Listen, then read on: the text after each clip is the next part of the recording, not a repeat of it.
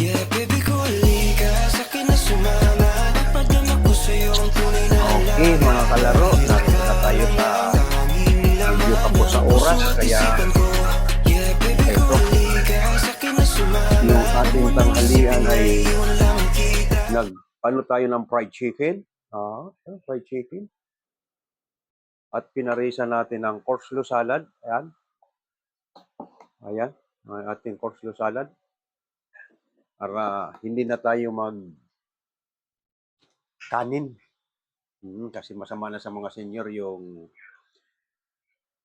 kakain ka ng kanin ay diabetic ka. Para paminsan-minsan naman ay hindi ka nakakain ng kanin, parisan mo na lang salad, yung fried chicken. Medyo nagkaroon ng problema yung aking camera, kaya hindi ko na-demo. Yung na-demo ko hindi maganda, walang sound. Kaya ito na lang, pinakikita ko na lang sa inyo ay nakaluto na. Almost 20 minutes, akala ko okay yung pagkakasit ko, mali yung pagkakasit ko ng camera. Kaya ito, shortcut na lang ito, hindi na natin na-demo. Pero mayroon ako sa MyDay. Kasi dalawang camera ko, yun isa naka-MyDay. Ito, nagka-problema. Ngayon, luto na yung aking manok. Nung tingnan ko ay wala. Pangit yung pagkakuha dahil mali yung pagkakasit ng camera. Mamadali. Sobrang pagmamadali. Kaya ito, lalong-lalo na ito sa mga hindi marurunong. Tingnan nyo na lang doon sa aking MyDay. Kung paano ko ginawa itong coleslaw, step by step. Ayan. Sarap ng ating salad. Ito. Kasi medyo nagkaroon ng problema nga sa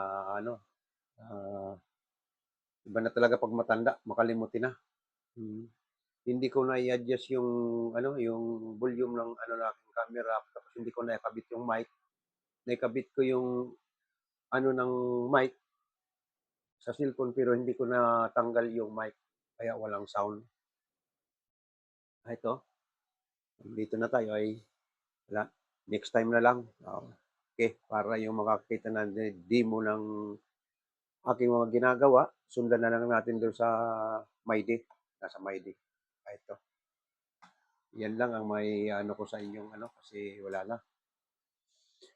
Ang pagluluto naman ng fried chicken, marami tayong paraan kung paano pagluto ng fried chicken. Kapakadali lang gawin yan. Depende na lang sa'yo kung anong choice mo, kung anong flavor ang gagawin mo. Okay? Paalala na lang sa mga aking taga-subaybay dyan, pasensya na kayo, medyo shortcut yung aking vlog ngayon. Medyo nagka-problema yung camera kanina. Okay, bukas na lang ulit. Maraming salamat.